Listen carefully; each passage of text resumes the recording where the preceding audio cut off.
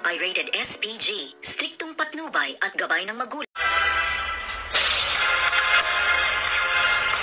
Good morning and welcome sa aking munting channel. At dito nga ay nagtagumpay itong si Tanggol sa kanyang unang misyon na ibinigay nga ni Chief Espinas. Kasama nga niya si Bubbles, kaya't masayang masaya itong si Chief Espinas dahil hindi nga siya nagkamali ng pagpili kay Tanggol na siya niyang ipapalit kay Bong, dahil si Bong nga ay puro palpak at sablay na ang kanyang ginagawa, kung kaya't naisipan niya ngang si Tanggol at ang kanyang grupo ang ipapalit niya na magiging katiwala at magiging hari ng loob ng correctional. Kaya't dito nga binigyan niya ng unang misyon at nagtagumpay naman at naitawid nga nitong si Tanggol ang kanilang unang misyon. Kaya masayang masaya itong Chief Espinas, at dahil nga dito ay magkakaroon uli siya ng ikalawang misyon na kung saan nga ang titirahin niya ay ang grupo ni Angkong, at kasama kaya dito ang grupo ni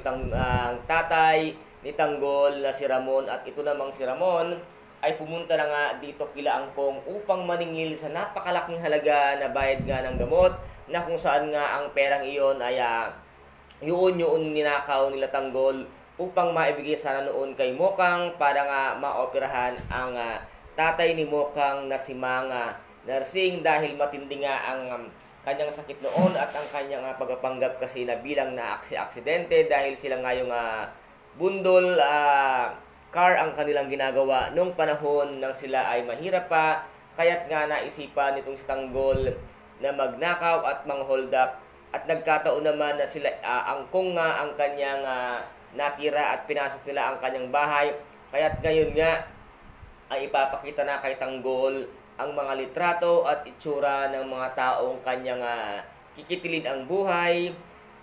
Nang makita nga ito ni Tanggol ay sabi niya, kilala ko ang mga taong ito at ito nga ang dahilan kung bakit ako nakulong at nandito ngayon sa loob ng correctional.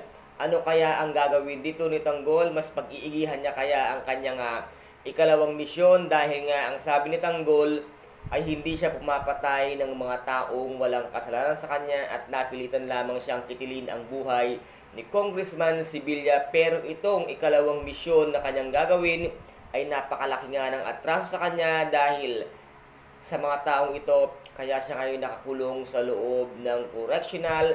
At dito mas lalo magpapakita ng gilas at galing itong si Tanggol dahil galit siya sa mga taong kikitilin niya ang buhay ngayon. At sana mas matagumpay pa ang magiging ikalawang misyon nitong si Tanggol, dahil galit na galit siya sa mga taong kikitilin niya ang buhay. At dito naman ay nagsalita na nga itong si Warden sa mga kagrupo ni Bong na walang-wala nang pwedeng gumalaw kay Tanggol at sa kanyang mga kagrupo, dahil mismong si Warden ang kanilang makakalaban. At dito nga sabi ng mga grupo nitong si Bong, malamang ay si Tanggol na ang inuutusan nila na tumira nga sa labas at tayo ay maging itsaperanap.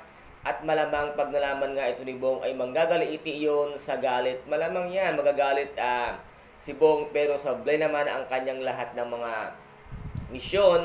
Kaya si Tanggol ang papalit ngayon sa inyo, at malamang yan magkakaroon ng isang malaking riot sa loob ng correctional once na nakabalik na itong si Bong sa loob ng correctional. And guys, ito po ang ating pakaaabangan dito nga sa tinaguriang pambansang teleserye FPJ ang Batang Quiapo. Abangan po natin ang ikalawang misyon nitong si Tanggol. And guys, kung nagustuhan po ninyo ang aking video for today, paki-subscribe na lamang po ng aking channel, paki-like and share para maging update kayo sa lahat ng gagawin kong video. Maraming salamat po, ingat, God bless, and bye-bye!